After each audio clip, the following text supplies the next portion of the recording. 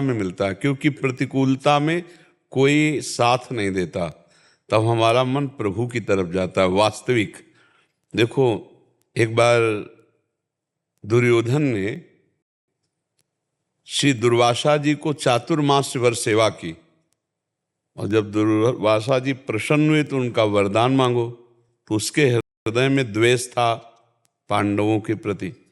तो उसने कहा, जिस समय द्रौपदी जी बटलोई में पा लें उस समय आप जाइएगा, हमारे भ्राताश्री से अतिथि बन करके आप स्वागत स्वीकार कीजिएगा, ये हमारी इच्छा है।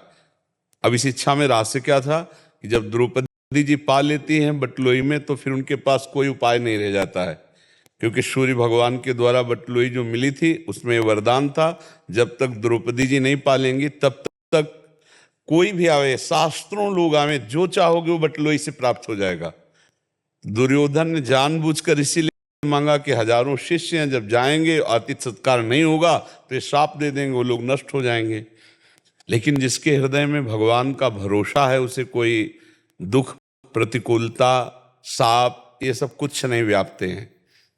गए दुर्वासा जी, जीवी युधिष्ठिर जी ने देखा, प्रणाम किया और कहा, महाराज आइए, एक स्वागत के विषय में पूछा, आइए आपको जलपान कीजिए, भोजन कीजिए। तो उनका, हाँ भोजन करूंगा, यमुना स्नान करके आ रहा हूं। ये ठीक उस समय गए जब द्रौपदी जी ने पा करके बटलोई मांझ कर रख दिया था।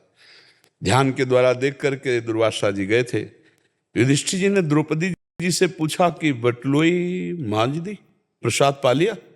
उनका, हाँ मांझ कर रख दी। वो बेहोश होकर गिर गए कि अब क्या होगा, इतने वो क्रोधी ऋषि हैं, किसी किसी का स्वभाव होता है, बोले वो साफ ही दे देंगे।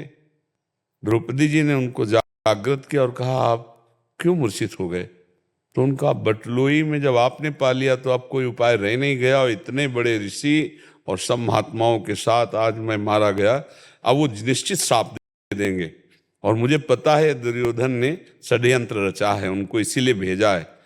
तो उनका, आप एक बटलोई के ऐसा मांझ कर रख देने से आप निराश हो गए? आपको श्री कृष्ण की याद नहीं आई, जो विश्वम्बर हैं, जो पूरे विश्व का भरण पोषण करते हैं?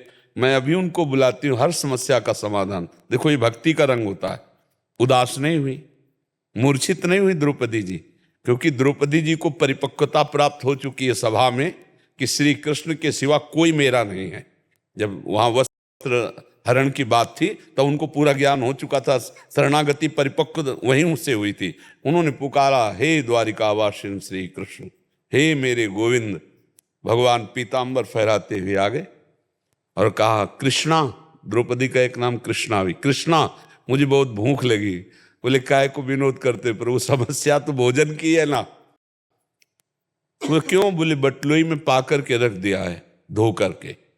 तो भगवान का नाम एक है कर्तुम अकर्तुम अन्यथा कर्तुम सर्वसमर्था स ईश्वरा। बोले, लाओ बटलोई, और बटलोई से एक सीख से एक पत्ती निकाली सब्जी की जो बनी हुई थी। अब आप हमको ये बताइए कि इतना पवित्र व्यवहार करने वाली पतिव्रता द्रौपदी बड़ा जूठन छोड़ेंगी? दूसरी बात, जब बटलोई में वरदान है कि द्रौपदी के पाने के बाद कुछ नहीं बचेगा, तो उसमें वो शीत कैसे बच सकता है? कर तुम अकर तुम अन्यथा कर तुम, भगवान निकाले और जे ही ऐसे रखा तो विश्व पूरा तृप्त हो गया। अब दुर्वासा जी तो यहां से आचमन करने की जगह नहीं, बोले जाओ बुला के लाओ। वहां गए, बोले महाराज, बोले वरदान मांग लो भले, हमारे आचमन की इच्छा नहीं, सब शिष्यों सहित सब पूरे।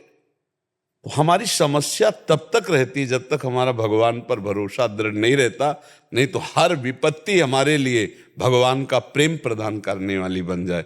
बोलो, ऐसा संसार में कौन है जिसके जीवन में दुख ना आया हो, विपत्ति ना आई हो?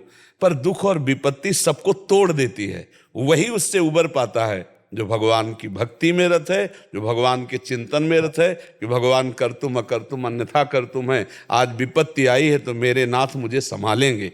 मुझे देखो, अगर भगवान का भरोसा ना हो तो शरीर के रोग, समाज की प्रतिकूलता, अर्थ की अव्यवस्था, हमारे परिवार की मांगे, ये सब चिंता शोक भय से व्याकुल किए रहती। कोई भी हो, आप देख लो अपने दिमाग में, अगर भरोसा भगवान का है कि वो है ना, तो एक निश्चिंतता रहती, बहुत बड़े मालिक से हमारा संबंध है, वो हर व्यवस्था कर देंगे।